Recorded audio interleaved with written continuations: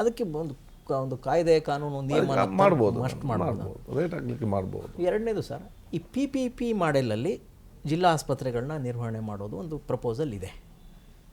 ಏನಿದೆ ಸರ್ ಪ್ರಪೋಸಲ್ಗೆ ನೀವು ಅದು ನೋಡಬೇಕು. ಎಲ್ಲವೂ ಕೂಡ ಸಕ್ಸಸ್ ಹೇಳಲಿಕ್ಕೆ ಆಗೋದಿಲ್ಲ. ಯಾವಾಗ ಬರುವವರು ಯಾರು PPP ಮಾಡಲಲ್ಲಿ ಬಂದು ಕಟ್ತಾರೆ ಅವರು ಕೂಡ ಅವ್ರದ್ದೇ ಆದ ಆಲೋಚನೆ ಅಂತ ನೋಡಬೇಕು. ನಮಗೆ ಅವರು PPP ಮಾಡ್ತಾರ ಇನ್ನೊಂದು ಮಾಡ್ತಾರ, ಇದರಲ್ಲಿ ಜನರಿಗೆ ಫ್ರೀ ಸೇವೆ ಕೊಡಬೇಕು, ಜನರಿಗೆ ಫ್ರೀ ಕೊಡಬೇಕು ಅಷ್ಟೇ.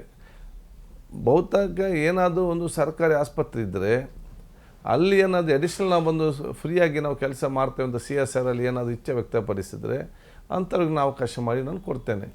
ಈಗ ನಮ್ಮ ಉಳ್ಳಾಳದಲ್ಲಿ ಮುಂಚೆ ನಮ್ಮದು ಸೆಂಟ್ರ್ ಇತ್ತು, ಭಾಳ ಚೆನ್ನಾಗಿತ್ತು. 3 ವರ್ಷ ತನಕ ನಮಗೆ ಕರೆಕ್ಟ್ ವೈದ್ಯರು ಬರ್ತಾರೆ, ಹೋಗೋದು ನಿಲ್ಲುವುದಿಲ್ಲ, ಈ ವಿಚಾರ ಇತ್ತು.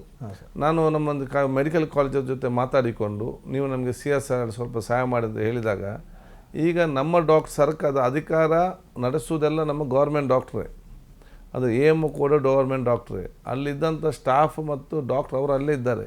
ಎಡಿಷ್ನಲ್ ಆಗಿ ಮುಂಚೆ ನಮಗೆ 2 ಲ್ಯಾಬ್ ಟೆಕ್ನಿಷಿಯನ್ ಇದ್ದರು, ಈಗ ನಮಗೆ 5 ಲ್ಯಾಬ್ ಟೆಕ್ನಿಷಿಯನ್ ಇದ್ದಾರೆ. ಮುಂಚೆ ನಮಗೆ ಎಕ್ಸ್ಟ್ರಾ ಟೆಕ್ನಿಷಿಯನ್ ಇರಲಿಲ್ಲ, ಈಗ ನಮಗೆ ಎಕ್ಸ್ಟ್ರಾ ಟೆಕ್ನಿಷಿಯನ್ ಇದ್ದಾರೆ. ಒಂದು ಅಲ್ಟ್ರಾಸೌಂಡ್ ಇಲ್ಲ, ಅಲ್ಟ್ರಾಸೌಂಡ್ ಮಿಷಿನ್ ಅವರು ಹಾಕಿದ್ದಾರೆ. ಸ್ಕ್ಯಾನಿಂಗ್ ಇಲ್ಲ, ಸ್ಕ್ಯಾನಿಂಗ್ ಹಾಕಿದ್ದಾರೆ. ECG ಇಲ್ಲ, ಅದನ್ನು ಇವತ್ತು ಹಾಕಿದ್ದಾರೆ. ಆದರೆ ಪೇಷಂಟಿಗೆ ಫ್ರೀ.